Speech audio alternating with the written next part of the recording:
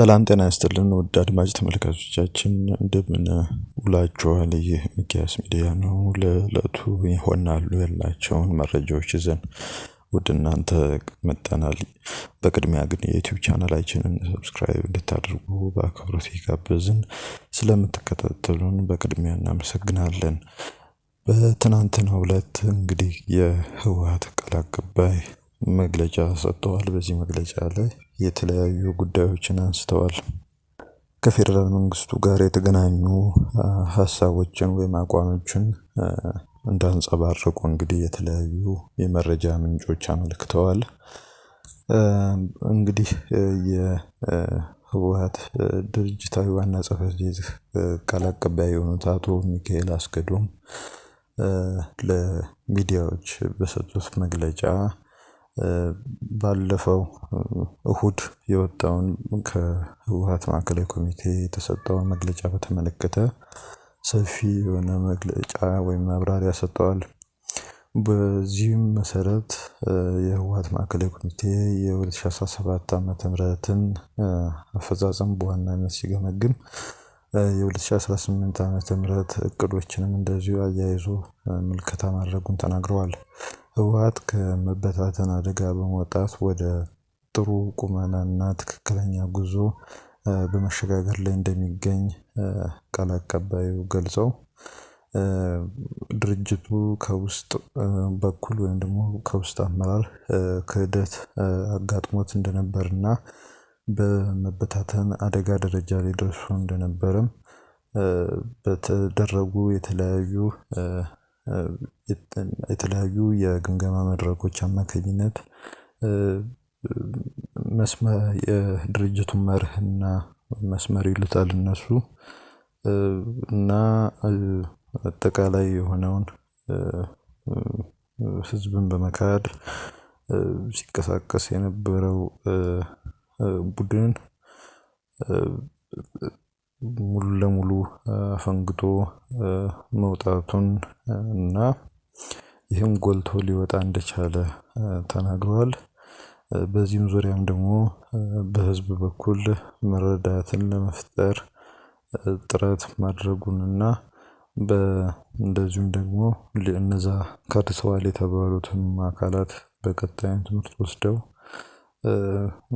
ይቅርታ ጠይቀውም እንዲመለሱ እድል ሊፈጥር የቻለ ሁኔታ መፈጠሩንም አመልክተዋል። ስትራቴጂክ አመራር ነው ሲሉ በአቶ ደብረጽዮን ወይም በዶክተር ደብረጽዮን በኩል የሚመራውን አመራር ያነሱት ወይም የገለጹት አቶ ሚካኤል ወደ ስራ እንዳይገባ ይህ አመራር የተለያዩ ሁኔታዎች መደናቀፍን ሲፈጥሩ እንደነበረና አፈጻጸሙን ደግሞ በልኩ እንዳይሆን ሲያደርጉ እንደቆዩ ገልጸዋል። ከነዚህም በተጨማሪ ደግሞ ተበታትነው የነበሩ መከላከል ወይም ደግሞ የውጊያ አቅሞች ተብሎ የሚጠሩ ማለትም የህወሓት ድርጅታዊ መዋቅር የትግራይ ክልል ጊዜያዊ አስተዳደር እና የትግራይ ሰራዊት እንደዚሁ በአዲስ መልኩ እንዲጠናከሩና የህዝብን ተጠቃሚነት እና አጠቃላይ ጥቅም የሚያስጠብቁበት አቅም ሊፈጥሩ እንደቻሉ ገልጸዋል። በመጨረሻ ህወሓት እንደ ድርጅት በረጅም የጨለማ ጊዜያት ውስጥ የተፈጠረውን የብርሃን ጭላንጭል እንዳይጠፋ በሙሉ ኃይሉ ለሰላም እንደሚሰራና የፕሪቶሪያ ስምምነት ተፈጻሚነት እንዲረጋገጥ የህዝብ ጥያቄ ለመመለስና ሌሎችም ሁሉንም አቅም የሚጠይቁ እንቅስቃሴዎችን የድርጅታዊ ማሻሻያን ጨምሮ በተግባር እንዲስተዋሉ ወይም ደግሞ እንዲታዩ የራሱን ጥረት እያደረገ እንደሚገኝ እንግዲህ ጥረት እያደረገም እንደሚገኝ ነው መገናኛ ብዙሃን የዘገቡት። በብዛት እንግዲህ በዚህ መግለጫ ላይ የተጋበዙት ለህወሓት ቅርበት ያላቸው ተብሎ የሚታሰቡ ሚዲያዎች ሲሆኑ የግል ሚዲያዎች እንዳይጋበዙ መደረጉን አንዳንድ የማህበራዊ ሚዲያ ተጠቃሚዎች ተቃውሞ አቅርበዋል። በዚህ ጋር በተገናኘ እንግዲህ አቶ ሚካኤል ከተናገሩት ነገር ብዙዎች መነጋገሪያ ርዕስ ፈጥረውበት የነበረው የህወሓት አመራር በአብዛኛው በከፍተኛ አመራር ላይ ያለው ማለታቸው ነው አብዮታዊ ዲሞክራሲን ወይም ደግሞ የህወሓትን ርዕዮተ ዓለም የተቀበል ምሁርና ወጣት ነው ሲሉ የተናገሩት ነው። እስካሁን ድረስ እንግዲህ ወጣት አመራሮች አሉ የሚለው እንግዲህ በከፍተኛ ደረጃ ማለትም በእነ ዶክተር ደብረጽዮን ልክ የሚጠራ ማለት ነው አለ የሚለው ነገር ትንሽ አጠያያቂ ነው የሚሆነው። እንግዲህ ይሄም በትዝብት መልኩ የተነሳ ነበረ። በሌላ በኩል ደግሞ በአብዛኛው የድርጅቱን አጠቃላይ ቁመና ባለፈው ከተሰጠው መግለጫ ጋር የሚያገናኝ ነው። ባለፈው ከተሰጠው መግለጫ ማለት ከወጣው ጽሁፍ ጋር በተገናኘ ነው ማብራሪያ ሲሰጥ የነበረው።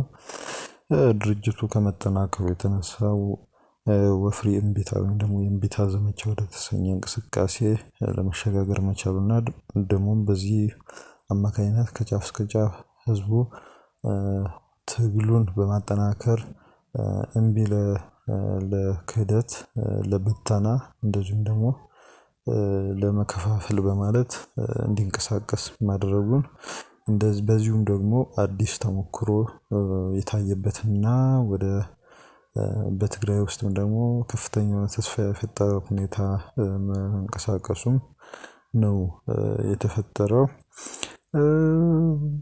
እንግዲህ ህወሓትም ጊዜያዊ አስተዳደሩም ሆነ የትግራይ ሰራዊት ወይም ቲዲኤፍ የሚባለው እንደ አዲስ እንዲጠናከር እንግዲህ የተለያዩ ስራዎች ሲሰሩ ስለመቆየታቸው እንግዲህ መናገራቸውን እንግዲህ ተመልክተናል። ነገር ግን አጠቃላይ ሁኔታዎች ወደ ተሻለ ደረጃ እንዳያመሩ የፌደራል መንግስት የክህደት ቡድን ሲሉ የጠሩት ስምረት ፓርቲ አቶ ሚካኤል ናቸው እንደዚህ ብለው የጠሩት እና ሌሎችም እንቅፋት ሆነው ይገኛሉ ሲሉ አቶ ሚካኤል ተናግረዋል። ህዝቡ ተረጋግቶ እንዳይኖር የፕሪቶሪያ ስምምነት እንዳይፈጸም ሆን ተብሎ በታቀደ መንገድ እየተሰራ እንደሚገኝ ነው ያመለከቱት።